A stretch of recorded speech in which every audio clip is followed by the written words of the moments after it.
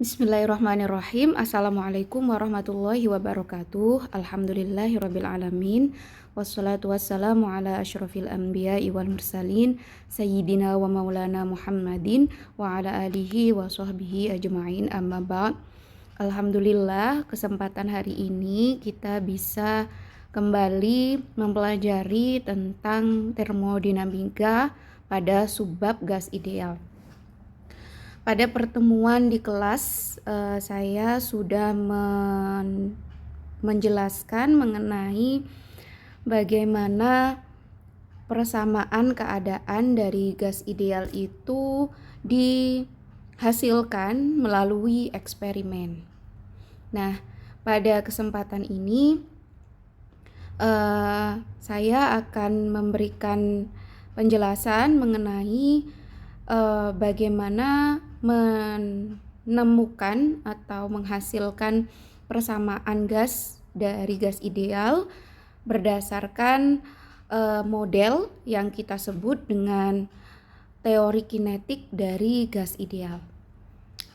Model atau asumsi-asumsi yang kita gunakan untuk mensimulasi gas ideal itu ada beberapa asumsi. Yang pertama adalah any small of gas consists of an enormous number of particles n. Kita mengasumsikan bahwa gas ideal itu terdiri dari beberapa partikel kecil yang jumlahnya adalah n. Yang bisa dirumuskan sebagai berikut, bahwa jumlah mol atau n kecil dari partikel gas itu sama dengan massa dikalikan dengan jumlah partikel dibagi dengan massa total. Itu adalah mol.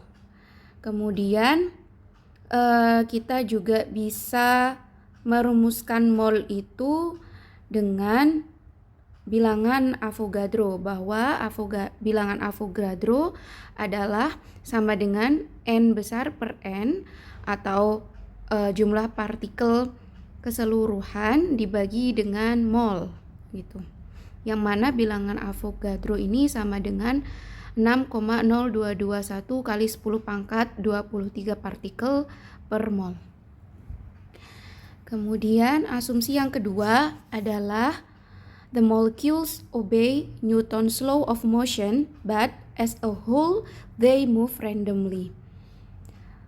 Asumsi yang kedua adalah molekul-molekul penyusun gas ideal itu mengikuti hukum Newton, dan secara keseluruhan partikel-partikel tersebut bergerak secara random.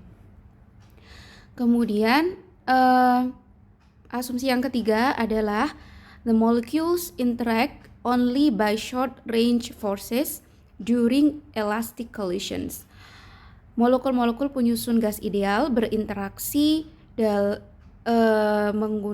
dalam gaya yang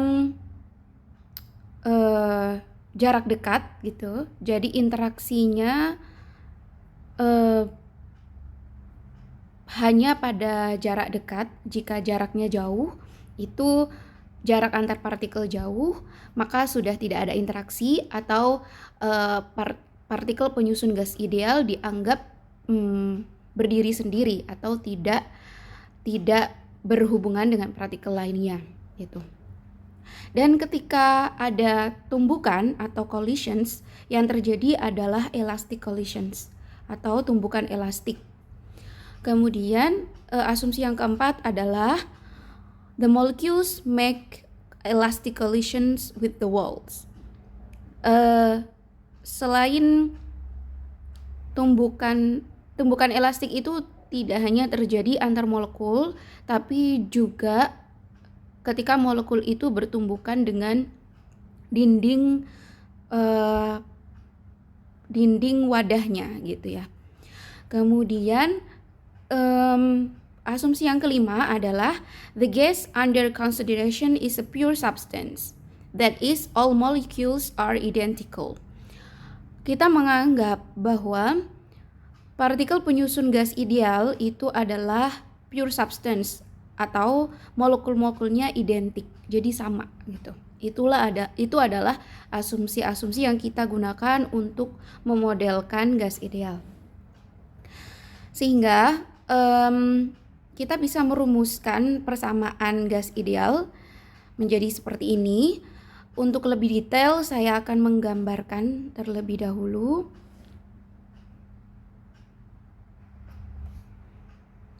Baik, kita gambarkan teori kinetik gas ideal.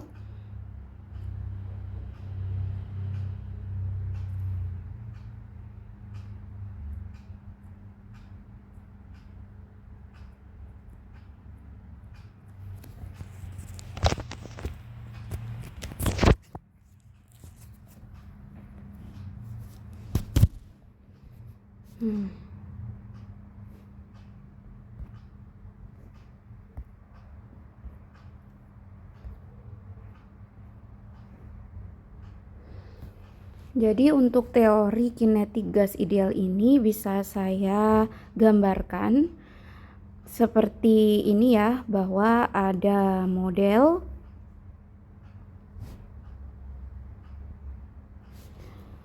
kita modelkan bahwa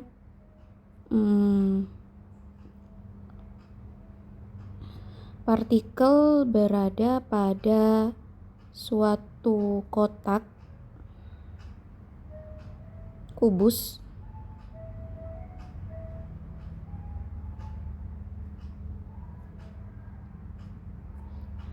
tiga dimensi pada sumbu X, Y, dan Z. Partikel ini saya gambarkan dengan bulatan kecil. Partikelnya bermassa M dan bergerak pada arah X dengan kecepatan sebesar Fx. Partikelnya ini adalah partikel ke I, maka di sini juga Fx ke I.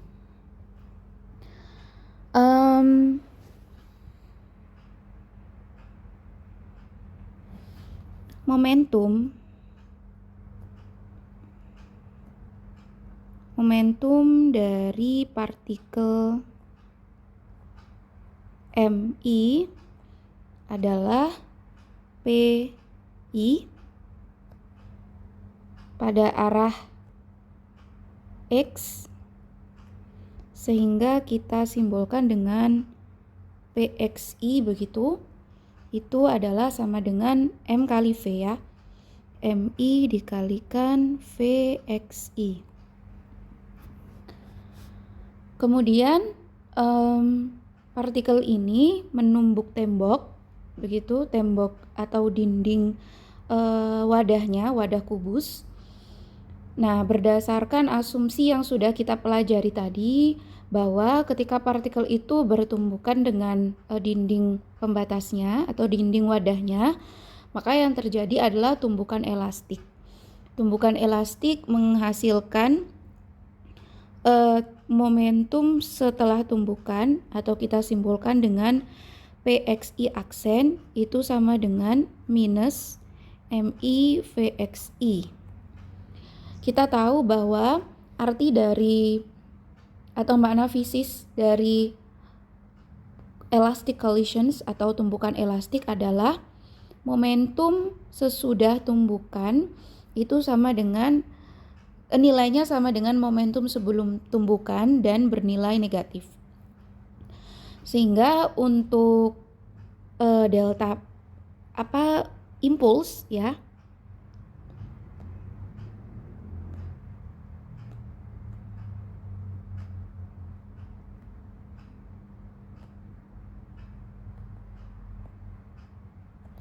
sehingga impuls selama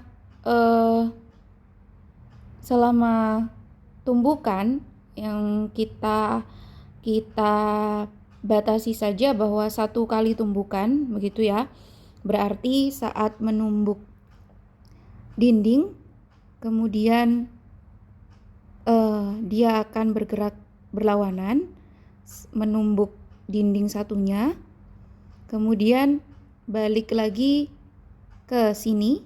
Nah, itulah yang disebut dengan satu kali tumbukan, ya, satu kali getaran tumbukan, itu ya.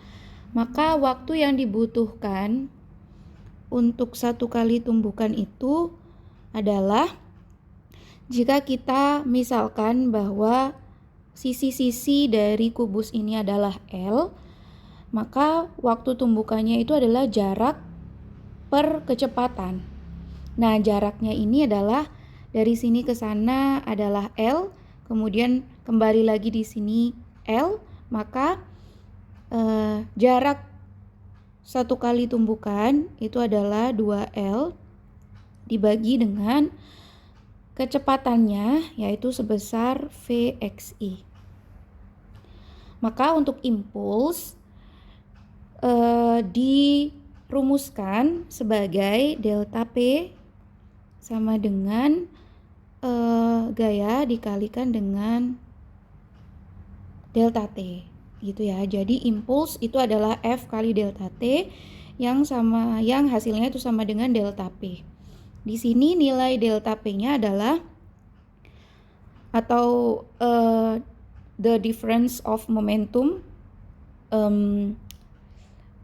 perbedaan nilai momentum, yaitu delta P adalah momentum setelah tumbukan dikurangi dengan momentum sebelum tumbukan, atau Pxi aksen dikurangi Pxi. Ini adalah sama dengan impuls F kali delta T. Nah, hasil dari delta P itu adalah min Mi Vxi, ya, ini adalah momentum sesudah tumbukan dikurangi dengan momentum sebelum tumbukan. Ini sama dengan F kali delta T.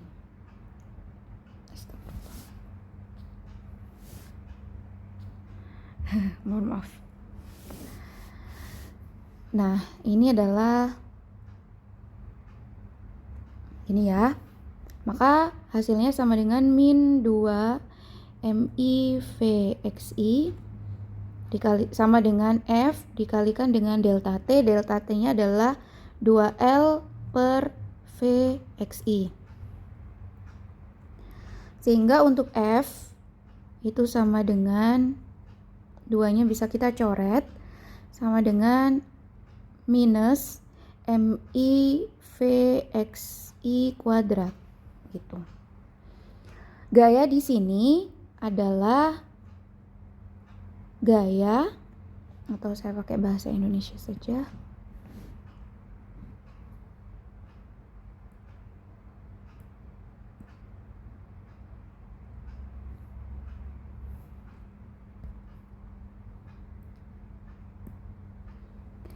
Gaya yang bekerja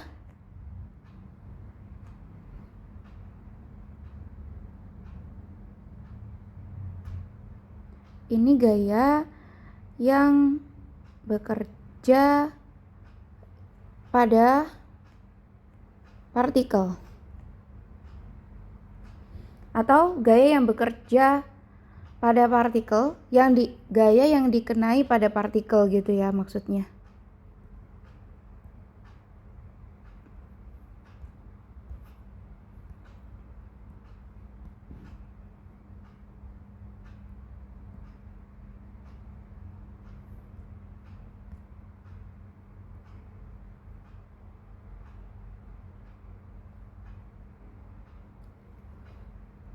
Gaya yang dikenai ke partikel. Nah, gaya yang dikenai ke partikel itu berarti gaya yang diberikan oleh tembok, gitu. Sedangkan kita kan mencari gaya yang diberikan oleh partikel ke tembok, gitu ya. Karena kita mencari gaya partikelnya, maka menurut hukum ketiga, dan ini adalah elastic collisions, berarti Untuk gaya partikelnya adalah partikel MI ya, pada arah X itu adalah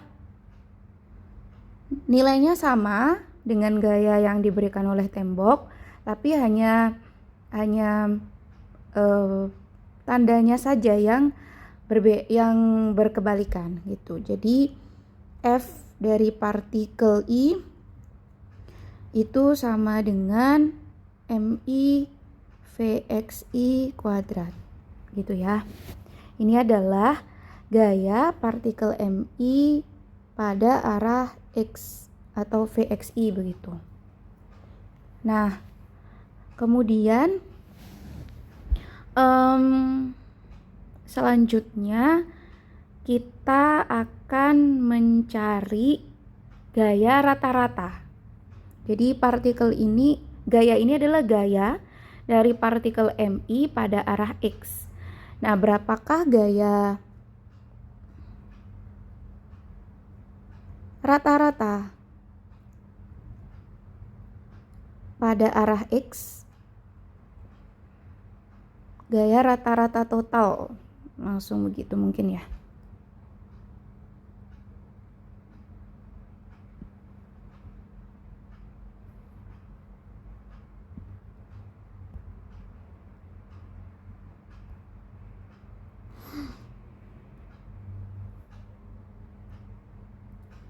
Gaya rata-rata total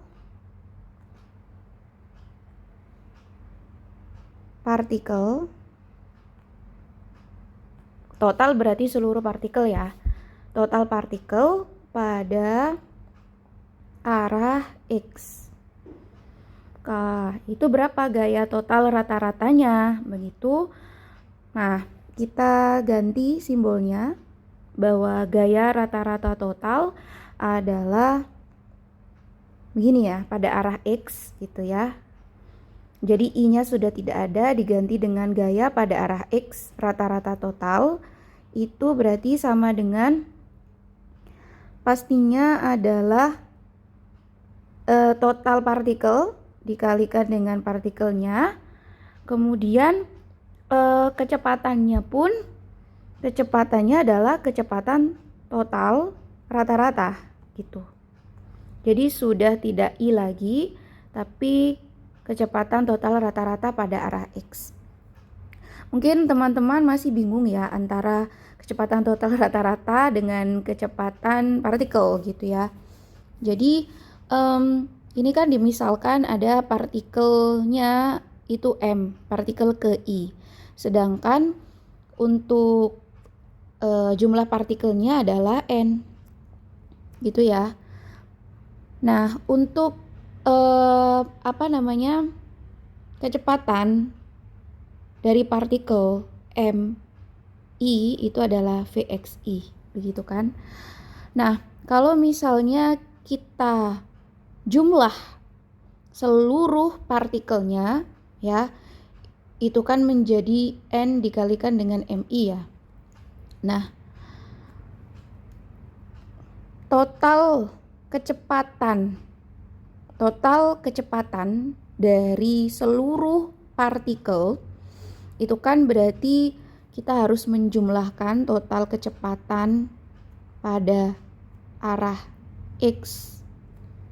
Itu kan berarti Vx1 ditambah Vx2 ditambah Vx3 begitu ya. Dan seterusnya, itu adalah Vx total. Nah, rata-ratanya kalau kita rata-rata maka disebut dengan Vx total rata-rata. Maka berarti ini Vx total dibagi dengan N jumlah. Nah, yang disebut dengan Vx total rata-rata adalah berapa sih kecepatan total seluruh partikel, kecepatan total rata-rata seluruh partikel pada arah X gitu. Nah, itulah yang disebut dengan Vx kuadrat rata-rata atau Vx total rata-rata. Jadi semoga teman-teman bisa membedakan ya antara VXI dan VX total rata-rata itu.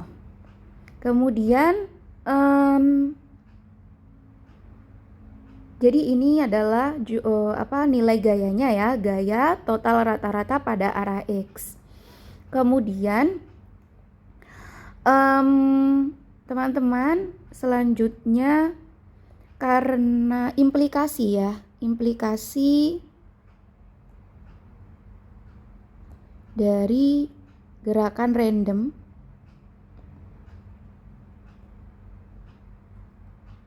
partikel. Jadi kita tahu ya, sudah saya jelaskan sebelumnya bahwa salah satu asumsi yang kita gunakan adalah partikel-partikel penyusun gas ideal ini bergerak secara random. Nah, implikasinya apa dari gerakan random itu? Kita menganggap bahwa kecepatan di segala arah itu adalah sama. Oleh karena itu, implikasinya adalah kecepatan total rata-rata pada arah X itu sama dengan kecepatan rata-rata pada arah Y dan kecepatan rata-rata pada arah Z. Itu implikasinya. Sehingga menggunakan hubungan antara Fx, Fy, dan Fz itu kita bisa cari bahwa F total kuadrat itu berarti kecepatan rata-rata total dari seluruh partikel pada ke segala arah gitu ya. Jadi kalau kita cari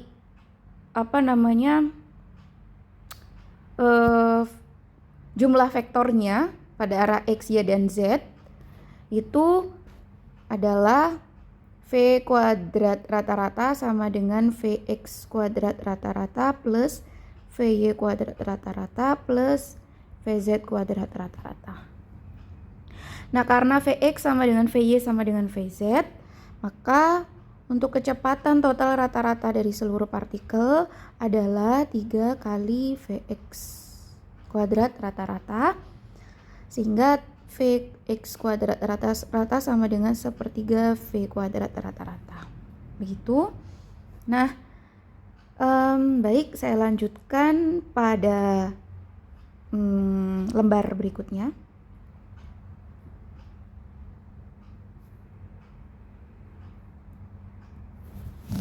Baik, saya lanjutkan. Tadi kita sudah menemukan gaya total rata-rata pada arah X sama dengan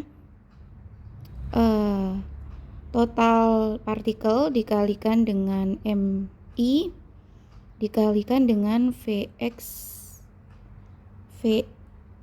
ya, Vx kuadrat rata-rata.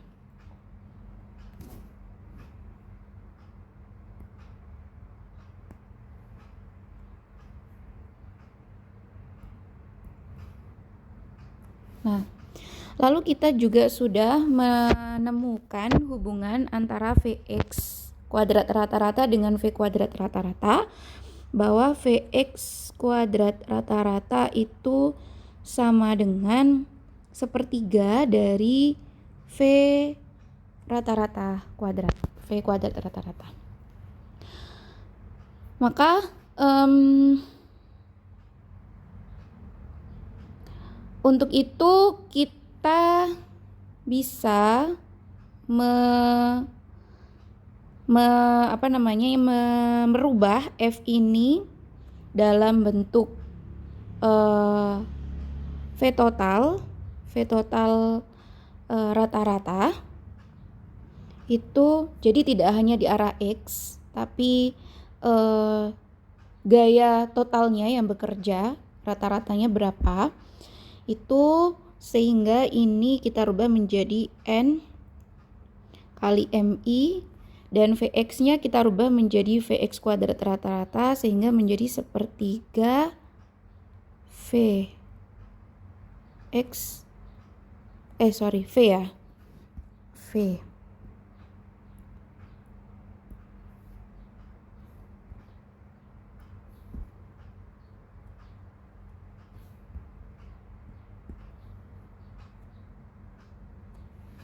Nah, inilah gaya total yang terjadi pada partikel. Gaya total dari partikel.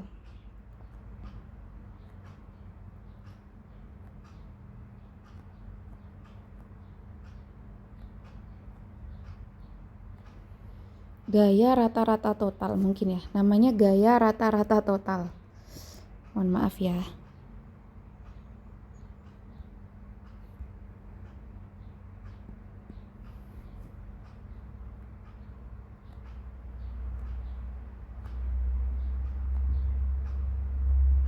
Oke. Jadi inilah yang merepresentasikan gaya dari keseluruhan partikel tersebut.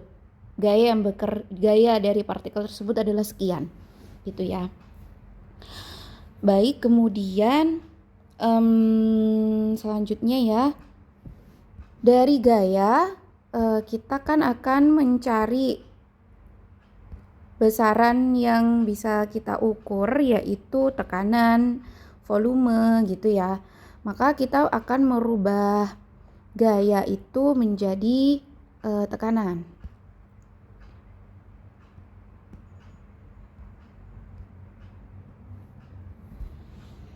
Oke, tekanan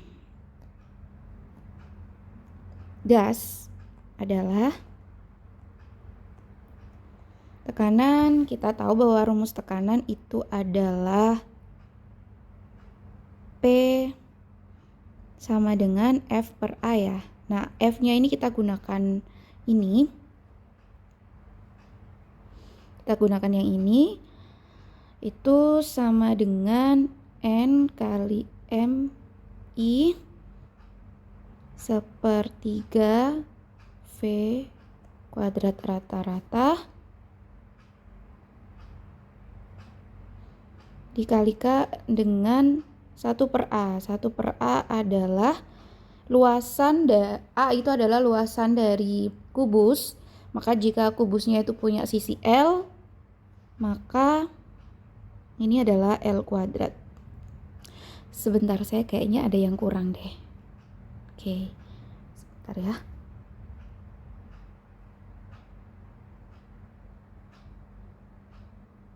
Oke, di sini ada kekurangan bahwa ini ada L-nya ya. Saya lupa menuliskan L, jadi di sini ada per L gitu. Di sini juga ada per L, di sini ada per L. Dan kemudian di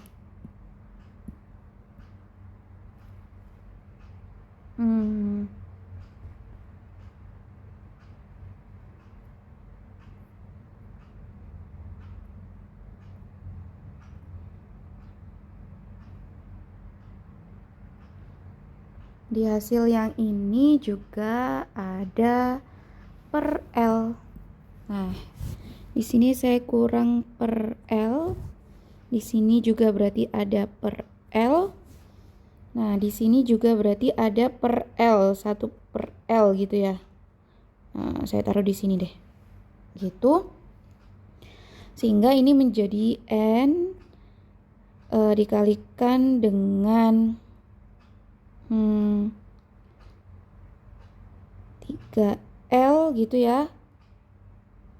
Kali 1 per L kuadrat MI V rata-rata kuadrat gitu kan. Nah, di sini ada L kali L kuadrat atau L pangkat 3. Nah, L pangkat 3 ini adalah V atau volume dari kubus. Sehingga ini bisa kita tulis N bagi 3V gitu ya, dikalikan dengan MI V kuadrat rata-rata. Ini adalah P, tekanan dari gas, tekanan total dari gas gitu ya. Kemudian kita bisa rubah gitu menjadi V-nya dipindah ke sisi kiri sehingga menjadi P kali V sama dengan N per 3 dikali dengan MI V kuadrat rata-rata sama dengan, ini saya rubah menjadi, bisa saya rubah menjadi 2/3 N dikalikan dengan setengah M V kuadrat rata-rata gitu ya. Ini adalah P kali V. Kita tadi memodelkan ya, sebelum itu ini kita tahu bahwa ini adalah energi kinetik ya. Energi kinetik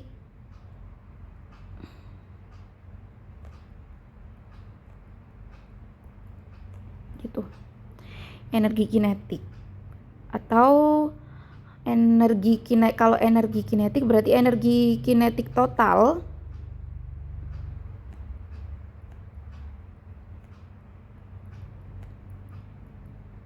adalah N dikalikan setengah MI V kuadrat gitu ya. Jadi ini adalah energi kinetik total. Jadi energi kinetiknya dikalikan dengan jumlah partikel gitu. Kemudian untuk gas ideal monoatomik,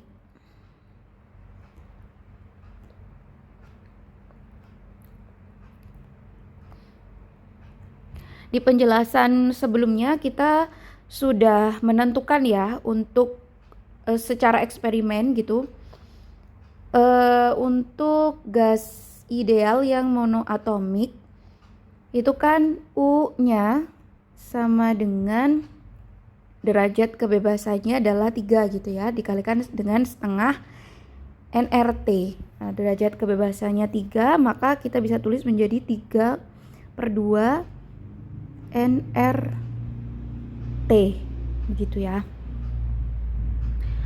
Dan karena kita tahu untuk gas ideal itu adalah energi dalamnya atau U itu merupakan representasi dari gerakan partikel ya. Energi dalam itu sama dengan energi gerakan partikel, maka U sama dengan energi kinetik total dari partikel, begitu kan?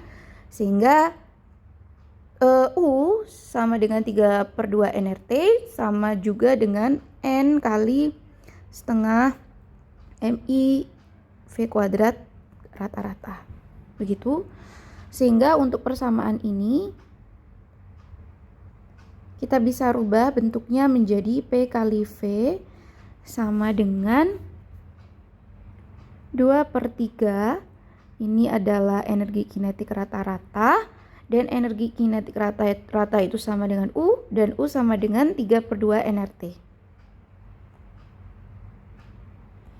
Sehingga ini menjadi P kali V sama dengan nRT. Nah, disinilah kita bisa membuktikan bahwa persamaan gas ideal, model dari persamaan gas ideal ini sudah memenuhi atau mensupport hasil eksperimen yang sebelumnya sudah kita bahas bahwa P kali V sama dengan nRT. Begitu. Jadi untuk memodelkan kita harus memvalidasinya dengan hasil eksperimen apakah sesuai atau tidak. Jika sesuai berarti model yang kita gunakan sudah benar, gitu ya. Baik, itu adalah hasil pemodelan dari teori kinetik gas ideal, sehingga kita bisa memvalidasi persamaan keadaan dari gas ideal. Baik, terima kasih. Mohon maaf jika ada kesalahan. Assalamualaikum warahmatullahi wabarakatuh.